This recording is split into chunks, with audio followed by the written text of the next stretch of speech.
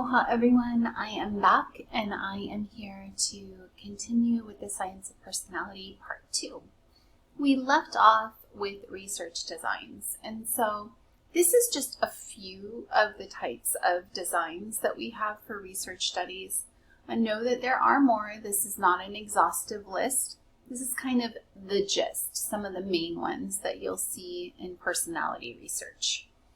So the first is case studies. Case studies are a type of descriptive, non-experimental research study, and they are observations where we're observing a single person or a small group or an event or, like a tradition or a ritual, a rite of passage, something of that nature, right? And so it's a very kind of narrow focus in terms of what we're observing. And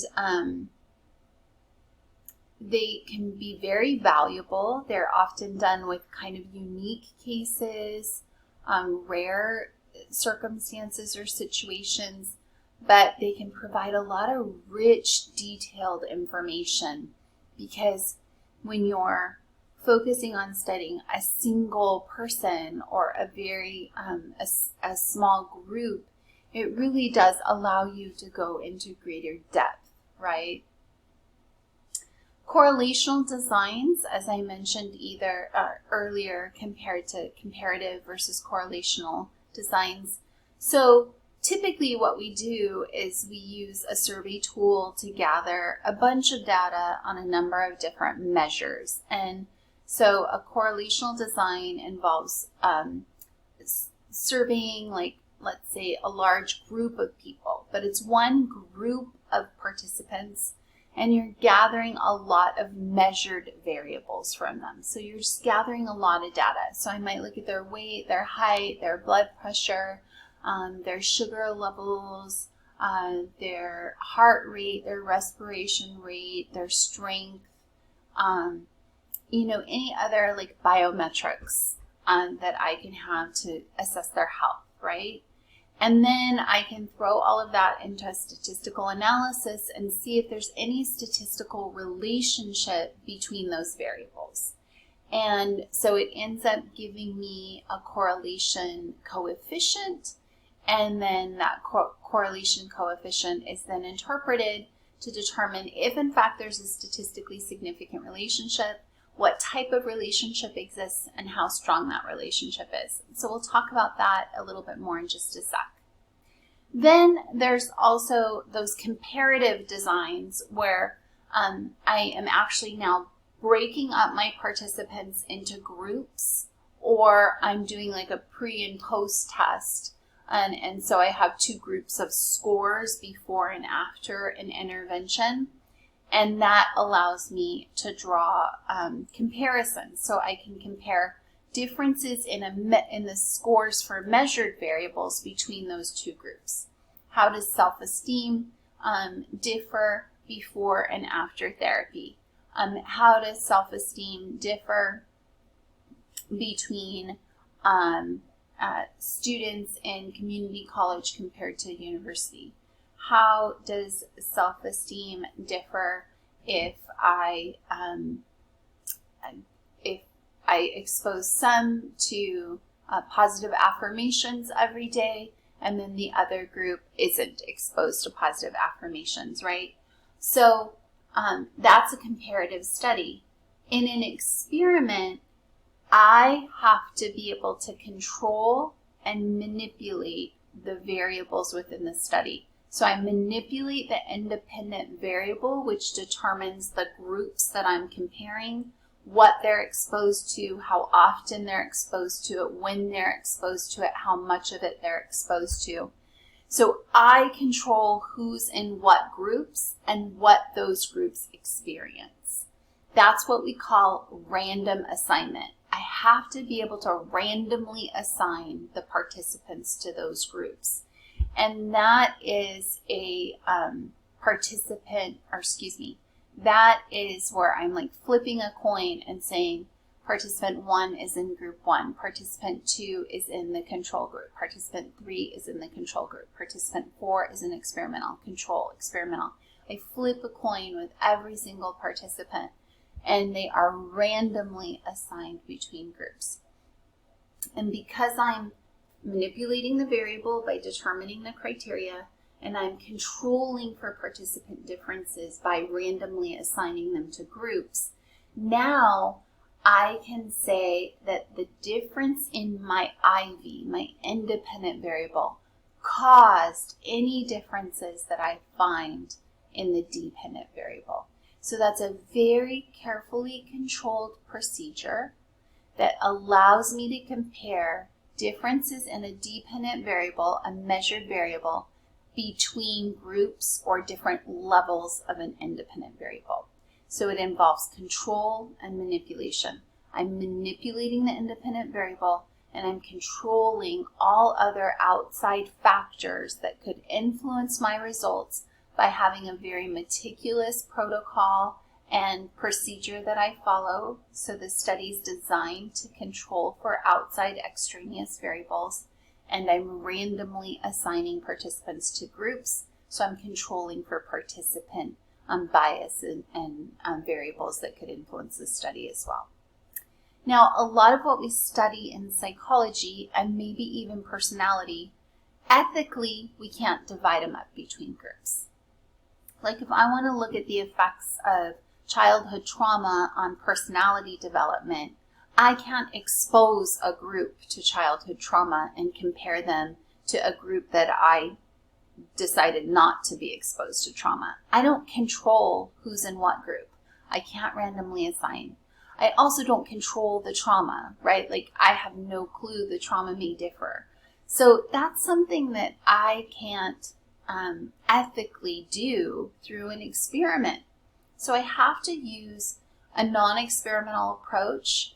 I can set it up and still make comparisons between two groups, between those who've been exposed to childhood trauma and those that haven't. And I can compare the variables, the dependent variables, between those two groups. But because I did not manipulate the independent variable, because I did not control through random assignment who was in the groups, then it's called a quasi-experimental design. Quasi is kind of pseudo. It's fake, right? It's designed similar to an experiment, but it's not quite an experiment because I did not exercise the manipulation and control that's required for a true experiment. So consequently, it still has that same comparative structure, but it lacks the random assignment and therefore doesn't control for other factors that might influence it. As such, I can't say that the differences between the groups caused the change in the dependent variable or the measured variable. I can say it may be related to, it may have influenced. I can say that there is a significant difference in the two groups based on whether they were exposed to childhood trauma or not, but I can't say that the trauma caused the differences. The only way you can say that the independent variable caused a change in the dependent variable is if it was a true experiment that included random assignment. Okay, so let's dig into these a little bit deeper, talk about the pros and cons of each. First of all, case studies. Case studies, like I said, they can provide a lot of rich detail, and that depth of information is not easily acquired through other types of research designs or approaches. So it's a great source of information. It can also be a great source of ideas or new learning that you can then go follow up and study further. Because the problem is, when you're talking about a very specialized case, it can't necessarily be generalized to larger groups, right? Because they may not have those same fact patterns. But what it can do is give you a lot of rich information, a lot of great ideas, and inspire other research where you can confirm whether or not those same phenomenon or patterns are observed in the general population. Sometimes the case is so rare, that case studies are our only option. And again, because they provide rich information, they can be invaluable. Over here to the right, you see Jeannie, and then you see an image of Phineas Gage. So these are two of some of the more famous case studies in the history of psychology.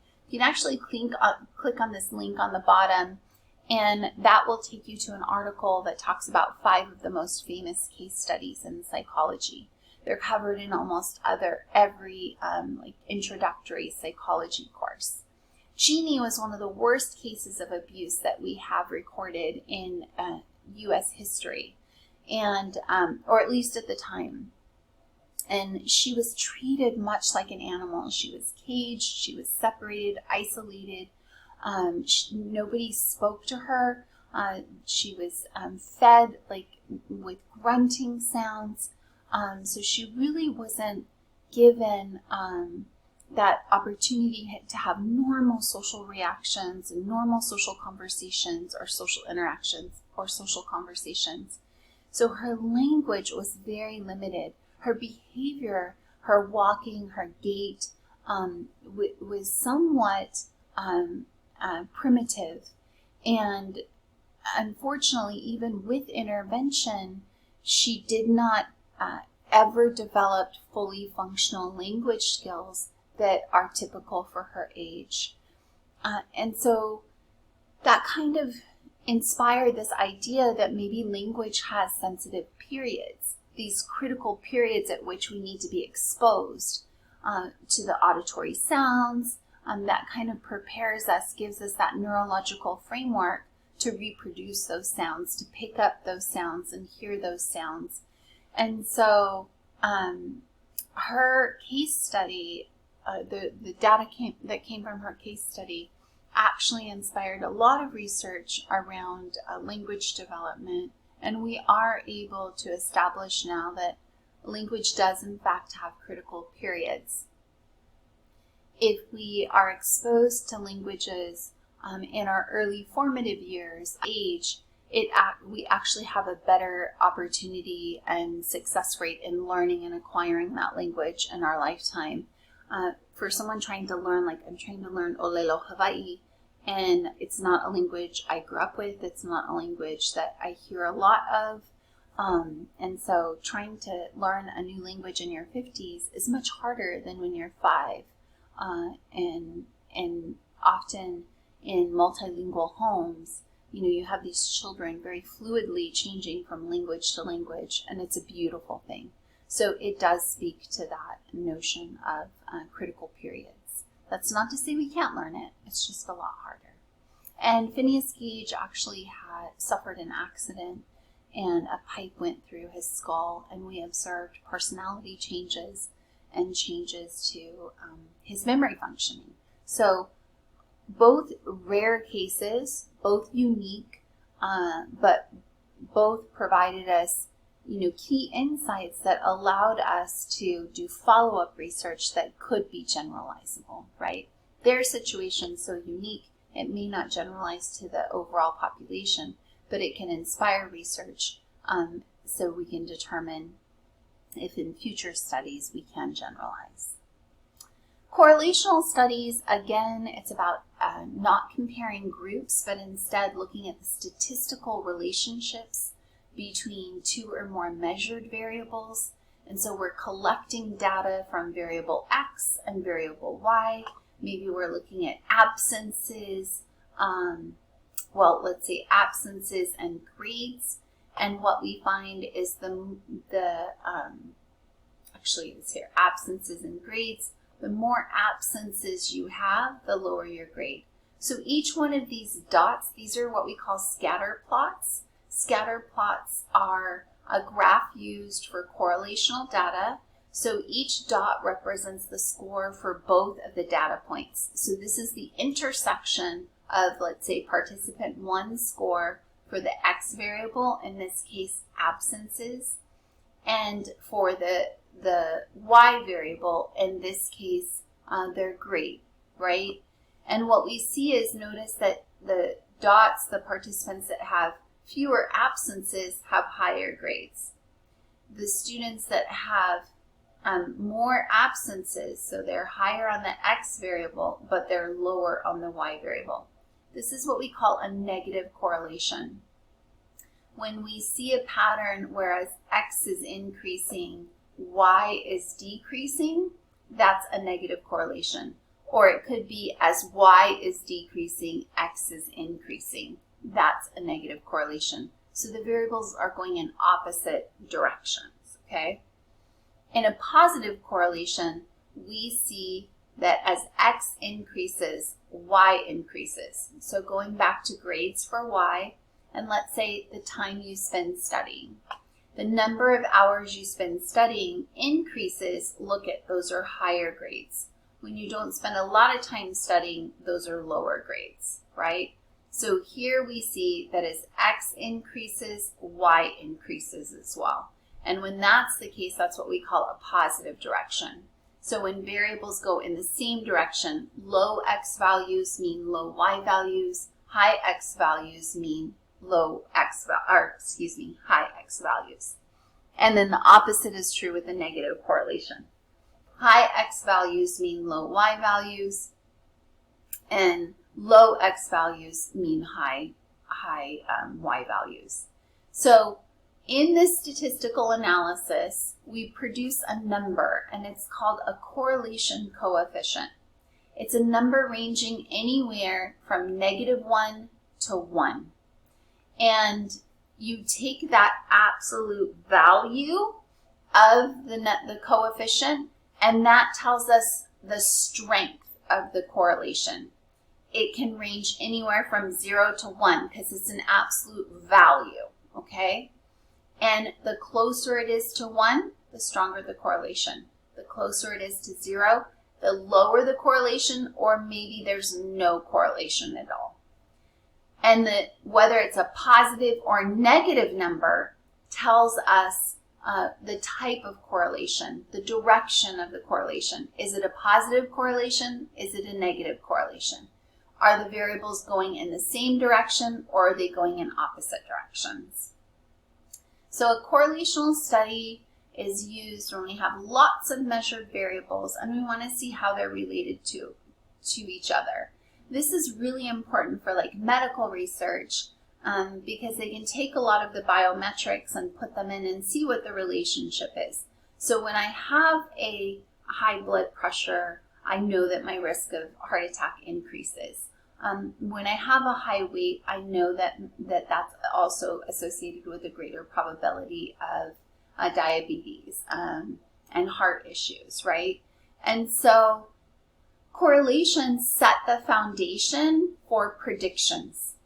Like let's say, for instance, if it's a really strong correlation between absences and your grades, then if I know your value of X, in this case absences, I can predict your grade. I can predict the value of Y. And so correlations set up that opportunity for prediction, and we do another analysis called a regression analysis. And conceptually knowing what it is great at this level of your education, but typically in terms of actually like running an in-depth regression analysis, that's something you might do in your upper division coursework or maybe even grad school. Now the challenge with correlational research is we cannot say that absences cause the lower grades, right? We can't say that. Number one, we don't know which comes first. Sometimes students get low grades on a test and they just stop coming, right? So it could be that the absences came before the low grades. It could be that the low grades came before the absences. There's also a third variable problem. It could be something entirely separate. Maybe you're suffering, a family death or family illness, and that's causing both poor attendance and poor grades. It's not that the attendance is the problem. It could just be that there's some other third variable impacting both, okay? So that's why correlation is not causation. We can never say that one caused the difference in Y or caused a change in Y. You can never say that. You can only say that they're related how strongly they're related, and in what direction or what type of relationship, positive or negative, exists. Finally, or not finally, I think we have one more. There's an experiment, right? And as I mentioned, that's a very carefully controlled procedure. It must include manipulation of the independent variable and control of all other factors that could potentially influence your results. And because it's so carefully controlled, it is the only method that allows us to infer causation. It is the only design that we can say that X caused a difference in Y. And we can do that because of the manipulation of the variable and the control. How we manipulate the variable is we determine what they're going to be exposed to. We call that a treatment, right? We determine how many groups there's going to be, what the groups, which group is going to be exposed to what, how much of what they're going to be exposed to, and how often, and for how long. So let's say I wanted to look at the effects of a drug on depression. I am going to say, well, I could do it with two groups, and I could look at a control group that gets a placebo and compare them to an experimental group that gets the drug. Or let's say I want to see, okay, I want one group to get a placebo, so no drug. The other one gets 25 milligrams of the drug, and then the other one gets 50 milligrams of the drug. So now I'm comparing not only the difference of the drug to the no drug, but does the amount of drug that they get matter too, right? And so my independent variable then is the amount of the drug, 0, 25, or 50. And then what I'm going to measure then and compare between those groups is the dependent variable, which is depression, right? So that manipulation is of the independent variable. The groups are not the variable. The variable is effectively what the construct is that is being compared between the groups, okay? So drug exposure. Control is facilitated through how we recruit our participants, and that's called sampling. So if I recruit them randomly, that improves my control. If I only go and work with a group that are part of some happy club, that's a biased sample. If I only recruit people who are severely depressed, that's a biased sample, right? So I need to engage in random sampling. I also need to randomly assign them to groups. I can't just put all the depressed people in the control group and all the non-depressed people in the experimental groups. I can't do that. I need to flip a coin and randomly assign everybody to groups. You're going to be in the control group. You're going to be in the experimental group.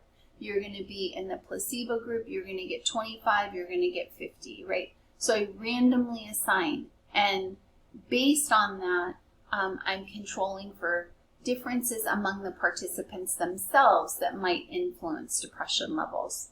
And then with everything else, I'm going to have really strict protocols.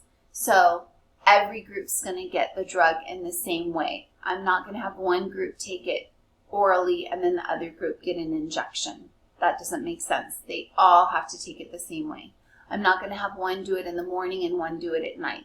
I'm not going to have one take it for 3 months and one take it for 6 months, right? Unless that becomes something I want to compare. So everything has to be the exact same. I'm not going to have one get their injection in a hospital room and then the other one get their injection in the street. Doesn't make sense, right? So very strict protocols controlling the environment and circumstances in which the participants are receiving or being exposed to the treatment. And then I'm comparing the differences in that dependent variable between the groups. Now the challenge is it's got such careful control, it's really artificial. It's hard to replicate, and consequently it may not be generalizable. Additionally, it's a lot of labor and time to manage all these nuances. So it's a difficult, expensive, and timely process and method, and the resources to facilitate that are not always readily available. And then you also have to consider that there are many research questions that we have in psychology and even personality psych that is not ethical to randomly assign, break up into groups, and expose them to our presumed independent variable, right? When it's not ethical, we can use a quasi-experimental design. So instead of us determining who's in those groups come pre-formed. There's some sort of lived experience that creates them in the groups, right? I might compare people who identify as men, women, or transgender individuals. I might compare people across different cultural backgrounds. I might compare Native Hawaiians who live on island and off island, right? So I don't determine who lives on island or off. I don't determine gender identity. I don't determine cultural background or assign those things. Those come pre-designed, and I'm just comparing the different groups. And so that would be a quasi-experimental design. Now the challenge with that is, again, I cannot say that living off island or living on island causes a difference in depression among Native Hawaiians. I can't say that. I can say that there is a difference in depression levels among Native Hawaiians based on whether they live on or off island, but I can't say that where they live causes the difference in depression. So how do I know whether something's a true experiment or not? Well, did you use random assignment? If you did, then that is a true experiment. If you didn't, then it could be a quasi-experiment. If you did in fact have some measure of control or comparison, then it could be a quasi-experimental. Otherwise, it's just a typical comparative non-experimental design, and we often use non-experimental and quasi-experimental interchangeably, if I'm being honest. So we don't often differentiate between non-experimental and quasi-experimental, unless we're talking about, is it comparative or is it correlational? Then we would say it's a correlational design. Both, though, are truly non-experimental. If you did not randomly assign, it's non-experimental. Okay, so not only do we use research design, but we also couple that with statistical analysis. So we subject our data to inferential statistical techniques that allow us to see whether or not there is a significant difference in those groups based upon our data. And so there's two different types of statistics. There's descriptive statistics, which are measures of central tendency that tell us how similar the data points are together. So mean, which is your average, mode, which is your most frequently occurring data point, and median, which is your middle data point. So if you line everybody up, this is the person in the middle. You also have measures of variability that tells us how different they are from one another, which could be variance, which is their variability and just how far or spread apart are they. Standard deviation, which is the average distance from the mean within the group. And range, what are your high and low scores? And what's the distance in between those two scores? So those are descriptive stats. Those are used to do exactly that, describe, okay? So they describe our data, our distribution of data. There's no prediction, there's no theory, they're just telling us what the numbers are, right? What are we seeing? Inferential statistics are now when I draw inferences about that population based on the results with my sample, right? So I am drawing conclusions based on the outcomes of my inferential analyses to decide whether my hypothesis was accurate or not. I actually have two hypotheses. I have a null hypothesis, which I presume that I'm wrong and there are no differences between groups. Nothing's null means nothing, none, zero, nada, right? Differences don't exist. And my alternate or research hypothesis is, yeah, I think my drug works. I think my drug's going to help depression, right?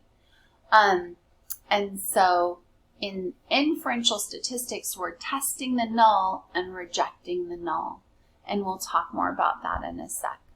Some of the statistical techniques that you might learn as part of your lower division training, and maybe you'll take the class, a similar class or a more advanced class in your upper division coursework. Z-scores.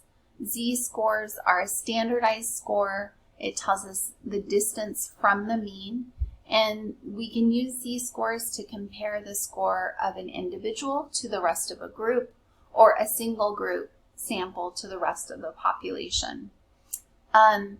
T-tests compare two scores, so T is for 2. You're comparing, there's a single sample T that compares a sample to a population. There is an independent measures test where you have 2 groups and those groups are independent, so there's different people in each group, and you're saying, okay, is there a difference in depression between those that had childhood trauma and those that don't? And a repeated measures, it's the same group, and you're comparing 2 sets of scores from the same group. So it's a pre and post. So depression before my drug, what are their depression scores 3 months after taking the drug? Did that drug help them cause a change in scores? Analysis of variance is ANOVA, and that is when you're comparing 3 or more groups. A one-way ANOVA is when you're only comparing the differences in a dependent variable based on one independent variable. A two-way ANOVA has 2 independent variables. So I can compare how much of the drug they received, none, 25 to 50, or I can also compare not just how much of the drug did depression change based on how much of the drug they received, but also how long. I can have one group receiving, one set of 3 receiving it for 3 months, and then one for 6 months. And so now I can see not only does the amount of drug matter, does the time taking the drug matter, and also is there an interaction between the amount of drug and the time they spent taking it. That's a two-way ANOVA. There's also a chi-square. Chi-square also has 2 different types, and that is an independent measures chi-square, where we have 2 variables and we're seeing if those variables are related or independent. And then I don't know why, a goodness of fit chi-square, where it's similar to comparing a sample to a population. This is all using frequency data for a chi-square. So I want to see if the rate of occurrence is consistent in my sample with what would be expected based on what I'm seeing in the population. So that's a chi-square. And then correlational data, as we mentioned, investigates the statistical relationship between 2 or more measured variables. Pearson product moment is the most common. It examines linear relationships consistent with the scatter plots that we looked at. But there's also other techniques available, including the Spearman-Rowe, that allow us to examine nonlinear relationships and or non-scale variables. So once we run our statistical analysis and get our number, we plot it on a normal distribution curve. And with statistics, based on probability theory, the law of large numbers, central limit theorem, we know that a sampling distribution, so let's say you have 1,000 people in a population, and you have a sample of 100 participants. A sampling distribution is when you take every possible combination of a sample size of 100. And when you plot out their scores, they end up creating a normal distribution. A normal distribution is when the majority fall right here in the middle, and then it kind of evenly distributes equally on both sides, kind of like a pile of sand. When you drop that pile of sand, it tends to create these really smooth mounds, right? And so probability theory has and the central limit theorem has established, as long as your sample is big enough, which is about 30, it ends up creating this shape of distribution, and it approximates the population fairly well. And we know that in a normal distribution, the mean, median, and mode are the peak point, and they all equal one another. And we know that about 70% of the population falls within one standard deviation of the mean, and about 95% of the population falls within 2 standard deviations of the mean. So what that tells us is the typical scores are going to fall here within those 2 standard deviations, and then the atypical scores, the scores that we get if our independent variable makes a difference, are going to fall in what we call these critical regions. So we know that our independent variable made a significant difference if our scores fall in these critical regions. This is what we call hypothesis testing. So we run the calculations for our given test, and then hypothesis testing is plotting it out on this normal distribution. Does it fall in the critical region or not? If it falls in the critical region, that means we reject the null hypothesis, which said there wasn't differences, and we affirm the alternate hypothesis, which says there were, in fact, differences. And that's kind of the goal of science. This is the basis of how we test our hypotheses for all sciences, not just psychology, chemistry, biology, all sciences, medicine. So the bulk of all the scientific knowledge that we have is based on these processes. So hypothesis testing is the process by which we actually run our analyses, our statistical analyses, and we compare the result on that normal distribution chart. So we're testing the null, and we're saying, okay, if there weren't any differences, we're going to expect that they're going to fall right here within 95% of the other population. But if in fact there are significant differences, that null is not true, and they're going to fall in that critical region.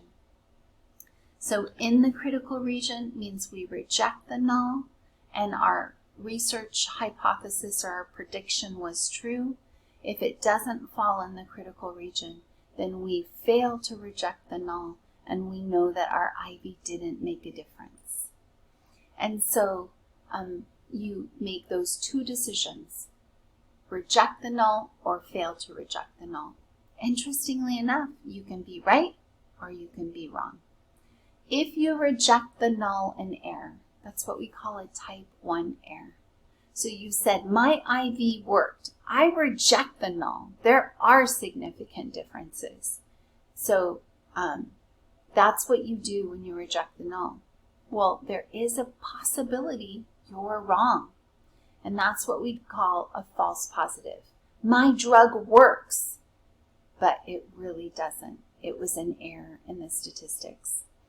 It's also equivalent to like sending a guilty person to jail. So our whole trial system is based on the null. It's saying you're not guilty. You're innocent until proven guilty. There has to be enough evidence to reject your innocence, right? To reject that null. And when you falsely reject the null, that's a false positive. You're saying guilty when in fact they didn't do it, right? So in research, that is like a horrible offense. We do everything possible to limit the risk of a false positive. There's also a type 2 error, which is effectively a false negative. We're saying, no, there wasn't a significant difference. Your drug didn't work, but we were wrong. We may not have just had enough data to find out the drug did work, or maybe our sample was too small, or we didn't give it enough time, right? So we incorrectly fail to reject the null. We retain the null when in fact there were significant differences. Now, how we try to control or limit the risk of type 1 error, of a false positive, because that's the one that is most critical, is we manage our alpha level. Our alpha level is our criterion. It's the p-value. Remember that I said about 95% of the population falls within 2 standard deviations of the mean. A common alpha level is that other 5%. So the critical region would be the other 5%, right? And we can limit that. Historically, people used p-values or alpha levels of 0.10, which is 10%. So they basically said, my results are correct 90% of the time, but there's a 10% probability they're wrong, or just due to chance, right? If you lower that p-value, then it reduces your risk of being wrong or committing a type 1 error. And so you saw trends that moved it from 0.10 to 0.05, so from a 10% probability of error to a 5% probability. And now in research, it's not uncommon to see 0.01 or even 0.001. So they're really trying to minimize that risk of a type 1 error and falsely rejecting the null or creating that false positive where they're saying their drug worked or their treatment worked when it really didn't. Other things that we do statistically, if in fact we do reject the null, we do an effect size. So the rejection of the null just tells us that there were significant differences. The effect size, so it tells us our treatment caused significant differences or our treatment worked. But our effect size tells us, well, how big was the treatment effect? What was the magnitude or impact of the treatment? So that's a follow-up statistical test. And there's different effect size formulas and tests depending upon the inferential technique that we use.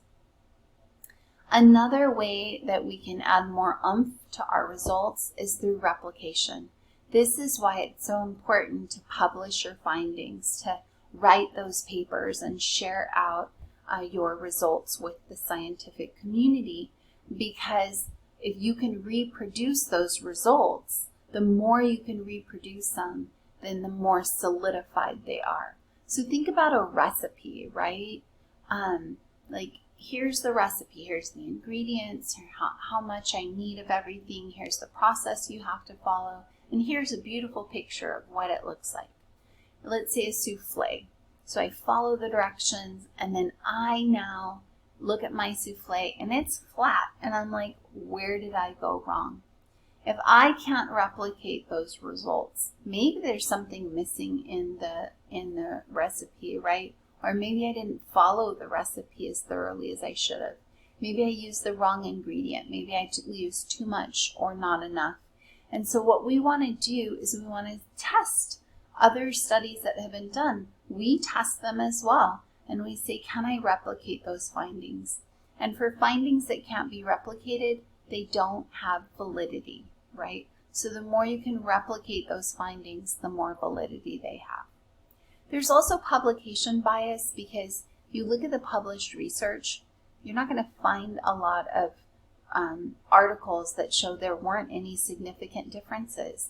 And so the bias is force not only significant differences and treatment effects, but stronger treatment effects. But there's valuable information in no differences. And so as researchers, we have to be careful that we're not sharing out that information as well, because there's value in learning in that information as well. There's also p-hacking. where I just keep running a bunch of statistics, a bunch of analyses on my data until I get a significant result. And then that's the one I share out. Well, guess what? That's manipulating the data.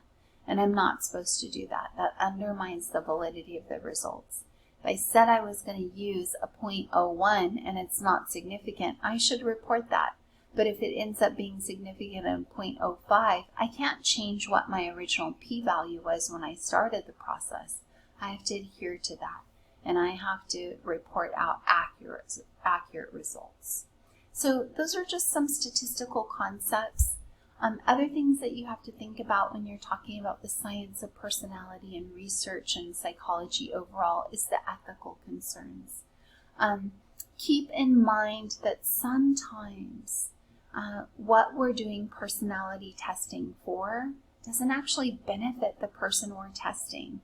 So you see a lot of employers doing personality tests so they can screen out who they don't want working for them. The CIA, the military, right? They use it to filter. So that's not benefiting the person taking the test. You also see customers maybe doing personality tests not to help their customers, or you see companies doing personality tests on their customers not to help their customers, but rather so they can figure out how to manipulate their customers, how to market to them more effectively, so they can maximize their profits, and that's problematic. You also sometimes see personality testing done so they can manipulate people in an exploitative way. Sometimes the military does this, so we have to be cautious about that as well. We have an ethical obligation to protect our participants as best as possible.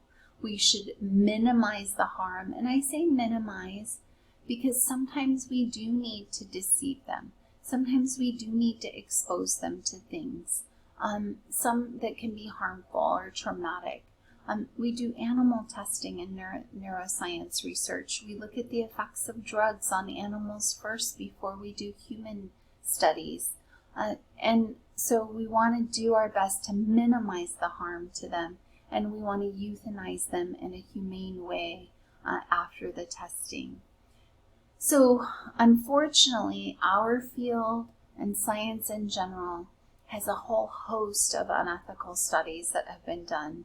In psychology, some of the most famous are the Tuskegee syphilis study, where we specifically were injecting syphilis in a group of African American men, and we were monitoring the progression of the disease. Well, guess what? We discovered in the middle of that study that antibiotics can be administered and completely eradicate the syphilis. We didn't give it to the participants in the study. We let the disease take its full course even after we knew there was an established treatment. That was unethical, right? Milgram shock study, where we brought participants in and we had them serving as a tester, and there was a learner hooked up to a shock machine, and they were instructed to shock that learner every time they got a question wrong. And it imposed tremendous psychological harm because there was a point at which that learner faked a heart attack. And so here this person is thinking, I shocked them high enough to give them a heart attack. And that's incredibly distressing to someone psychologically and emotionally. But that study was trying to investigate why people are willing to follow the commands of an authority figure. Think about the Holocaust, right? Those soldiers followed through on horrific orders that committed genocide against thousands of individuals and took thousands of lives in one execution. So the Milgram shock study, although well-intended, was still unethical. Stanford prison study, also people were assigned the role of prisoner or guards, and Zimbardo actually, created this whole jailhouse scenario in the basement of the college, and was able to see the psychological effects of being assigned to a prisoner role, and what we found is actually interesting. There's two ethical issues. First, the way in which the study was originally described and presented, which indicated that there were in fact significant differences in mood and depression, and the people who were in the role of the prisoner actually started to experience depressive symptoms. The people who were assigned to the role of guards actually started to become abusive. But later on, most recently, there's some concerns that the data was all falsified. And so that raises another ethical concern, right? Either way, it proves to be a great example for us to understand why it was important for us as a field and a scientific community to establish ethical guidelines and protocols. For the psychology field, that came from, it was called the Belmont Report, and based on that report, we established ethical guidelines, one of which includes using an institutional review board. So you have to submit your study proposal, your design, your materials to a review board that approves or denies your request to conduct that research. They evaluate whether the benefit of the research outweighs any harm to participants, and they also give you feedback on your materials themselves. Those materials have to include an informed consent, so as much as is possible based on the research question, the participant needs to know the risks of the study. They need to be as fully informed as possible without influencing the outcome of the results. And then if you do use what we call deception, and you tell them it's about one thing, when it's like, I can't do a memory study without involving some degree of deception. Otherwise, it artificially influences your performance on the test. So I can't tell you outright that I'm studying memory. I might tell you I'm studying patterns or cognitive processes, but what I'm really studying is memory. So that's a little bit of deception. In that case, it typically, the benefit outweighs the harm. And then, but what I'm required to do now is disclose that in a debriefing study, or a debriefing statement.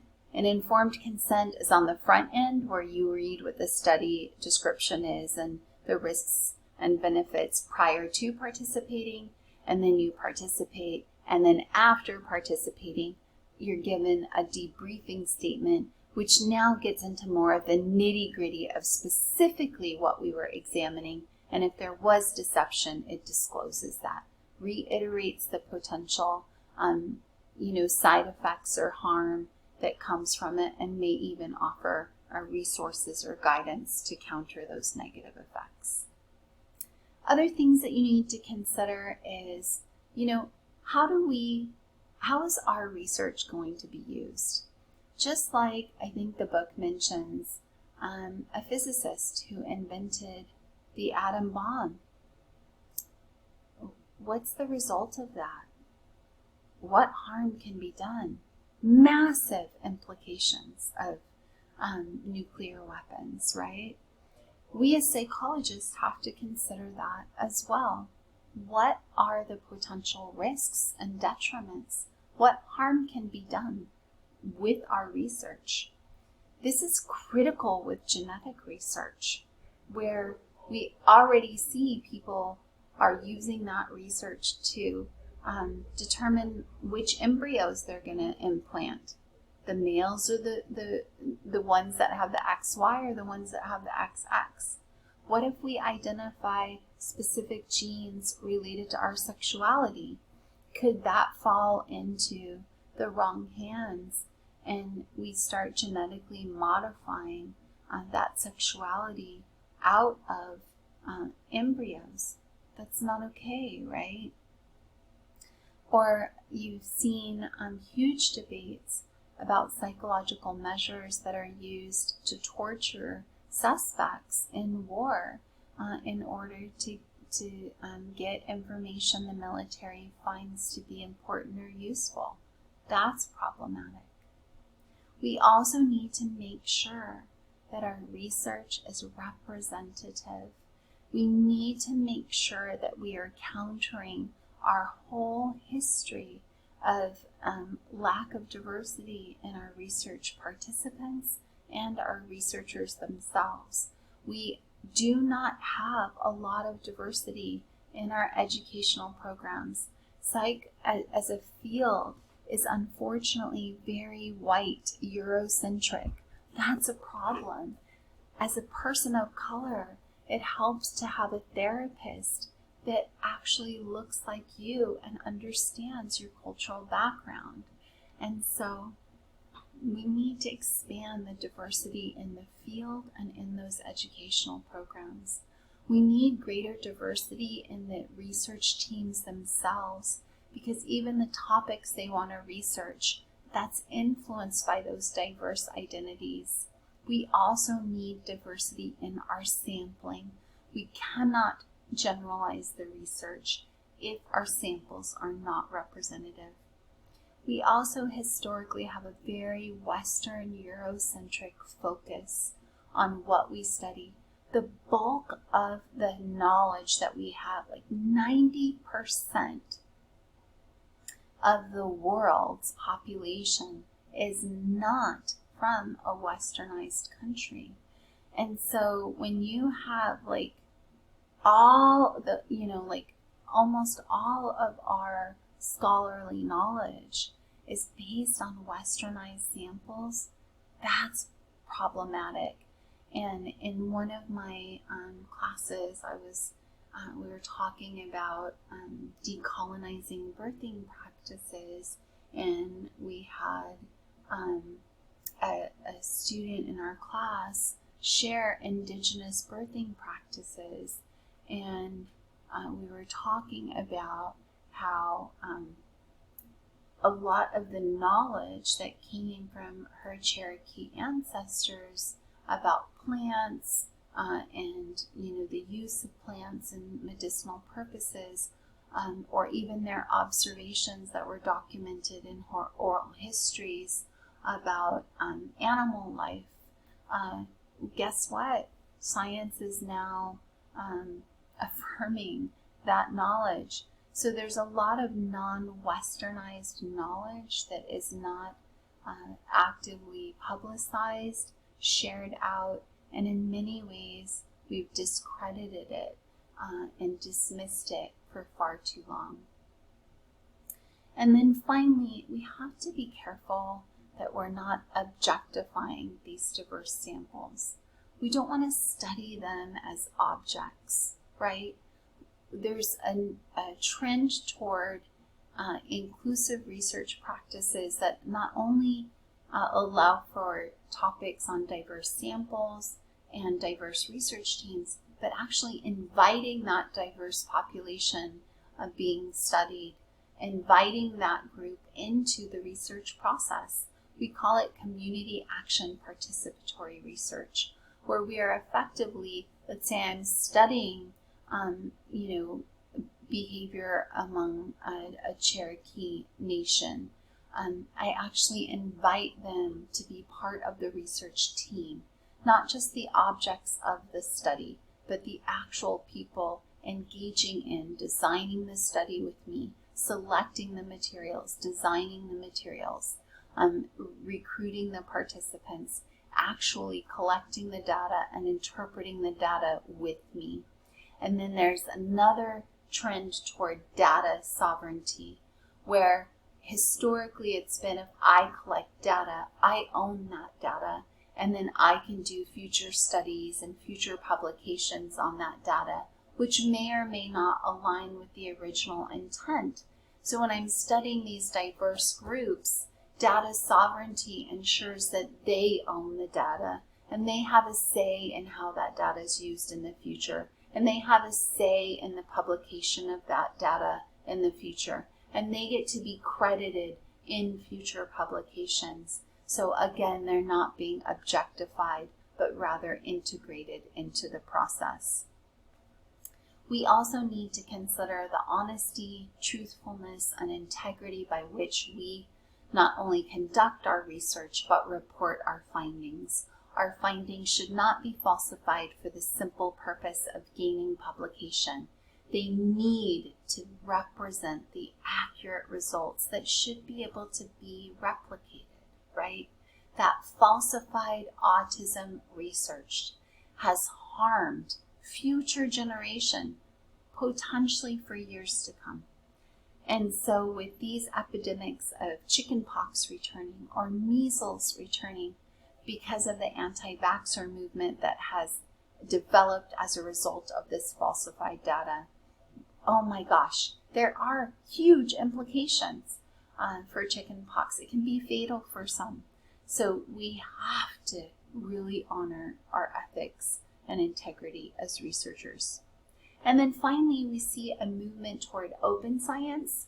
It used to be hoarded, right? Everything was hoarded. Scales, studies, sometimes it was commoditized and they would sell those scales and studies for profit. And, you know, sometimes it's just keeping it in the academic community and not publicizing it out. Well, if in fact there's value to the public, then we should share that information publicly and openly. So the movement toward open science is really opening and lifting those constraints, sharing it out, describing all aspects of the study, including your materials, making those available, disclosing all your results and all the tools, and even sharing what went wrong and what failed, not just publishing what went according to predictions, but also sharing what didn't go right and making that openly and publicly available to other scientists. And so I hope this has given you a really rich understanding of the way in which we approach studying personality and the science behind personality psychology and psychology in general. As part of this module, as you wrap up, make sure you do your reading. That's an uploaded PDF document for you to read. And then additionally, make sure you're taking detailed notes, whether that is graphic notes, Cornell strategies, whatever works for you. You organize your notes in a style that suits your learning and submit those notes for both your reading and your lecture. And then we'll dive into a learning activity to actually help you pull some research and empirical research that's been done in the field of personality psychology and let you examine some primary research. And I'd love to hear your thoughts and your analysis of how that relates to what we discussed here today and what you learned from this module. Mahalo to all of you. I wish you much love and aloha. Take care.